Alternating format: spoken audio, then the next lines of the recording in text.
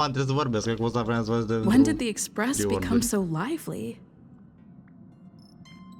Bine, vere, că fiți pot să vorbesc. Looks like everyone's present. Let the navigation meeting commence then. This a meeting to decide our next stop?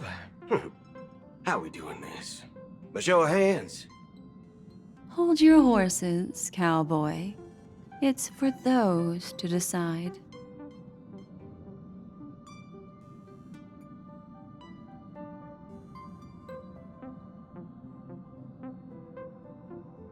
Allow me to explain. Mr. Boothill and Miss Black Swan submitted a request to temporarily travel with the Express for their own personal reasons. As you all may know, the Astral Express never declines any passenger whose heart yearns for the distant stars. Therefore, they will be traveling with us for a while until they reach their destinations. Whoa, the Express is going to be much livelier now. But, Miss Black Swan, you better not use your memo keeper abilities to pull any pranks. Understood, Miss Marge. I promise you, you'll never see me in your room while you're taking a break.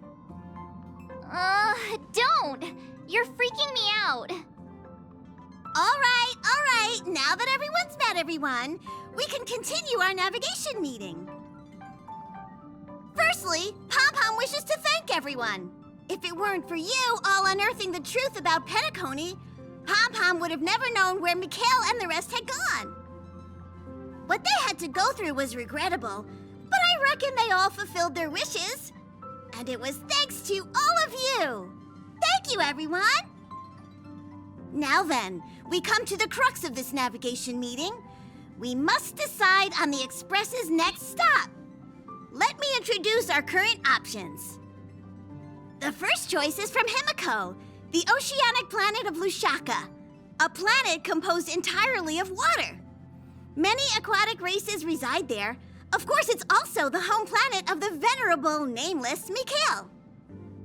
The second choice is the agate world Melustanen, suggested by Welt. It's famed as one of the initial sites of the Stellaron disaster, and the place where the beauty Idrilla ascended. Today, it's celebrated as a planet of undying allure. The third choice is Edostar, a planet nestled within a vast ion storm region, currently under assault by the Antimatter Legion. However, the distress signals from there have recently ceased, prompting the IPC's wish for us to check in on the situation. The last choice, courtesy of Black Swan, is the glass belt Petravia, a massive belt of asteroids that was turned to glass by the Lord Ravager Zephyro. These days, it's apparently known to house one of the branches of the Morning Actors Troupe. Ooh, so many options. I'm seeing stars already. Next up, everyone will select the destination that they wish to visit, and then we'll put it to a vote.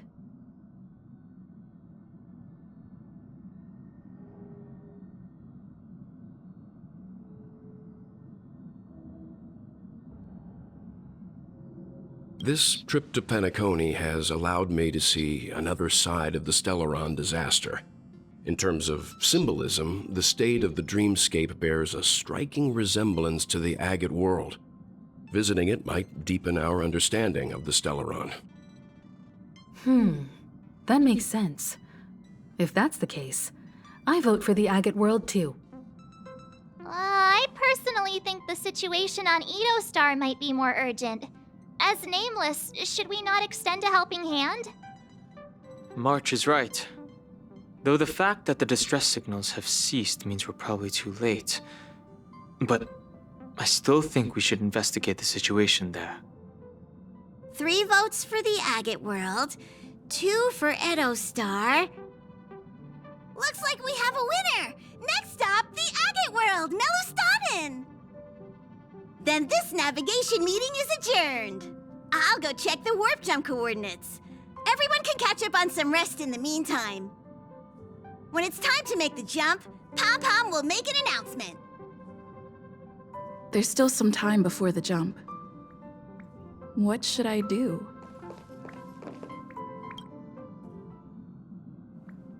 Oh, you're here. Seeing your reflection among the stars in the porthole really does seem somewhat surreal. How about it? This journey of beautiful dreams. Was it to your liking?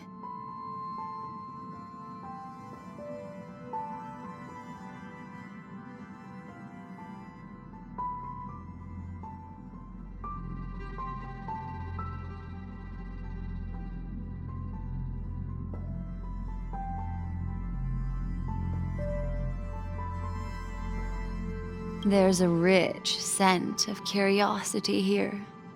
Such memories can be irresistibly captivating. So, how about you hand that small parting gift back to me? I'm quite eager to have it back.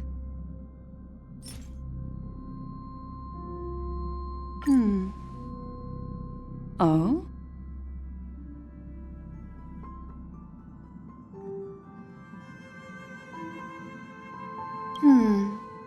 Never mind.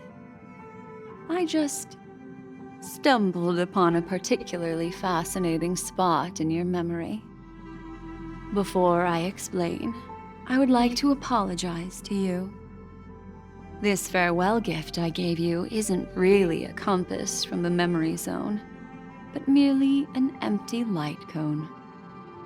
Remember when we entered the hotel in the dreamscape for the first time, and I procured a few trinkets from your companions? Their functions are similar. This way, I can always be attuned to your location, ready to assist immediately if you encounter any threats. But this is not its most intrinsic function. Light cones are slices of light used to encapsulate solidified phenomena. This empty light cone is the same. It can etch your memories in their most vivid form, and then allow me to admire and manipulate them, turning them into unique mementos. All the world is born from the power of mind and soul, and that power is memory. To prevent ourselves from being forgotten by the world, we must make the world remember us, or use our memories to recreate it. Life, seemingly vast, offers but a scant collection of impactful memories. Some joyful, some sorrowful, some light, some heavy. But you are different. Memory is a reflection of the future. Within that reflection, I see your unparalleled worth. You have the power to craft memories that can captivate the world. Your memory can illuminate the universe's future path. And that memory will be as scintillating as the star clusters you see in this porthole.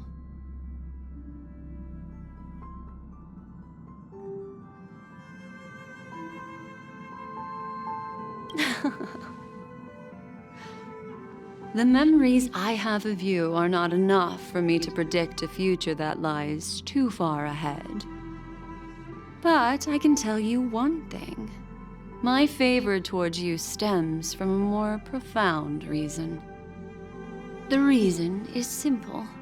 In this grandiose and ostentatious dream of the families, only you personally experienced the entire course.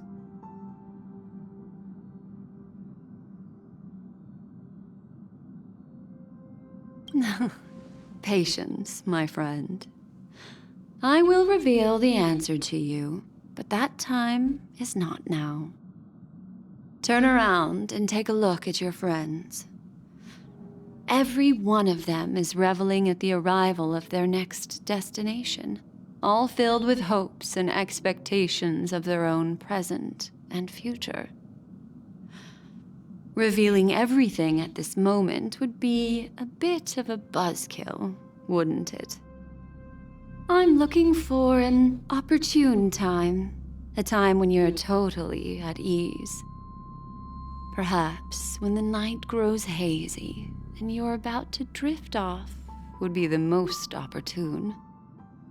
How about one fine night? I will prepare the candles, aromatics, and even a cushy couch to create a cozy dreamland for you. And then I will tell you the answer in the form of a little bedtime story to lull you to sleep. Ahem. Hi. Hello. Attention all passengers. The express is about to make the jump. Please be seated and hold on. It looks like we're finally about to set off. There are countless gleaming memories out there waiting for us. Why don't we just leave it at that for now? Ah, that's right. As a small token of compensation for playing that little trick on you with the empty light cone, I will gift you with some words. They hold great significance to me. Life is akin to a winding labyrinth where memories serve as our sole companions. You'll remember these words dearly, won't you? In the year 2158 of the Amber Era, the first year of the new epoch, the universe resumed its intended trajectory. The kindling of conspiracy smoldered in Penacony, the land of the dreams.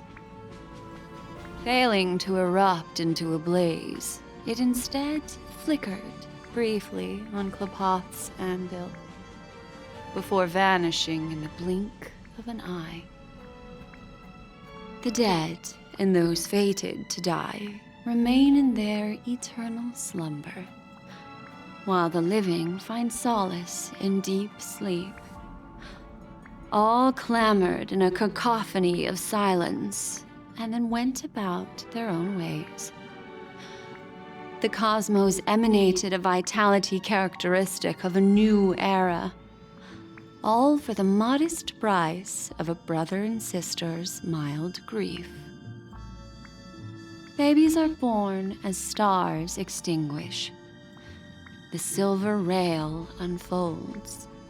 The story of the Astral Express comes to a close, yet it also embarks anew. Time marches forward, heralding the arrival of a new chapter in the history of trailblazing expeditions.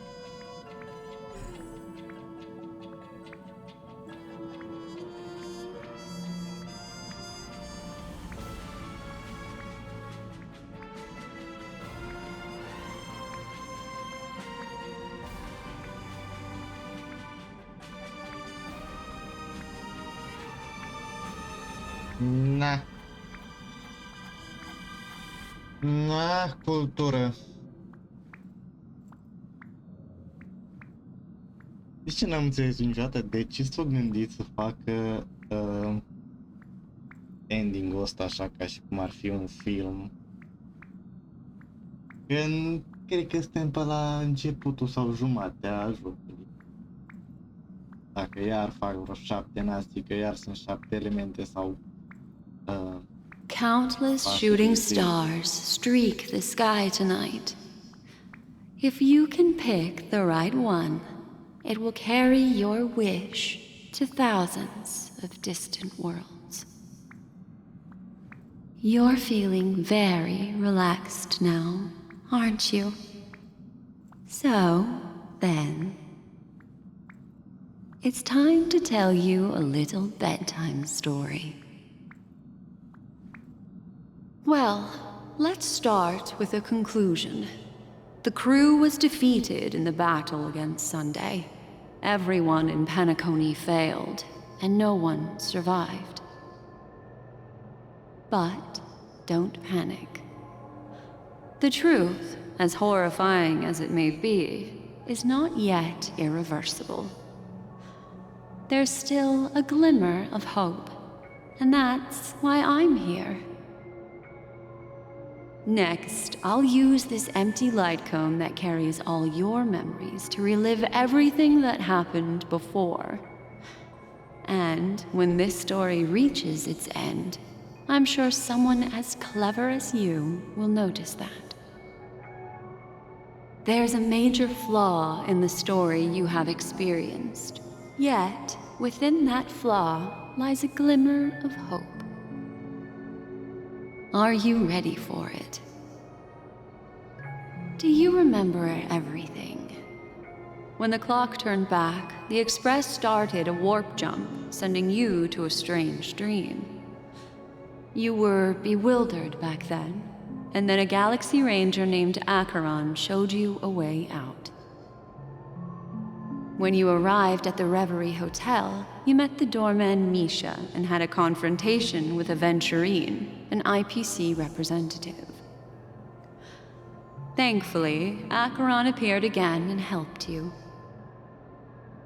After that, you saved Firefly and explored Penacony together. During the tour, you ran into Sparkle disguised as Sampo and accidentally entered a child's dream. There, I rescued both of you from death, but Firefly didn't return to reality. She realized the truth and tried to involve you in her plan, but that resulted in an accidental death. Even more unsettling, you soon encountered another murder. The 2 cases of death prompted you to investigate the truth behind the sweet dream. Despite your efforts to gather information about the 2 victims, you didn't make much progress. But you did learn about the watchmaker from Gallagher. Meanwhile, Aventurine was secretly carrying out his scheme, in which you were one of the pawns. In the midst of a fierce battle, Acheron revealed her true identity as an emanator of the Nihility and unsheathed her sword. That strike foiled Aventurine's plan and opened a passage between the sweet dream and the original memory zone. Upon your arrival at Dreamflux Reef, you learned the truth that death was actually dormancy, as well as the truth about the dreamscape, the Stellaron, and the bellboy, Misha. You split up with Sunday and Robin, looking for a way to seal the Stellaron. However, it turned out that Sunday and the Dream Master had their own hidden agenda. And you had to engage in an ultimate duel on the stage of the Charmony Festival. Finally, the story reached its conclusion. You emerged victorious, with the Trailblaze triumphing over the Order, and Penacony embracing a bright and peaceful future. This marks the end of the thrilling journey in Penacony. I'm sure you've already noticed something unusual, haven't you? The major flaw, which contradicts all the known information, hides in this story.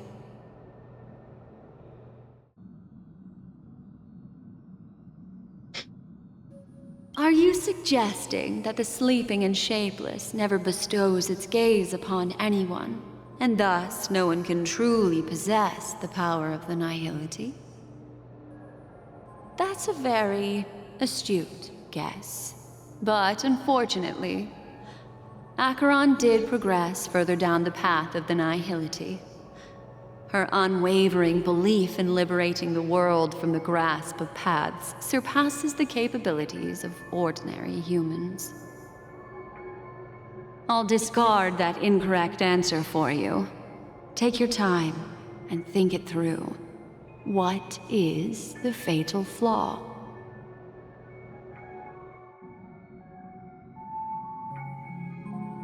Well, although the fake deaths of those 2 ladies don't align with our initial assumptions, this fact itself doesn't contradict the information we have so far.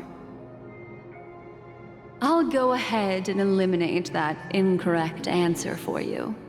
So, What is the fatal flaw?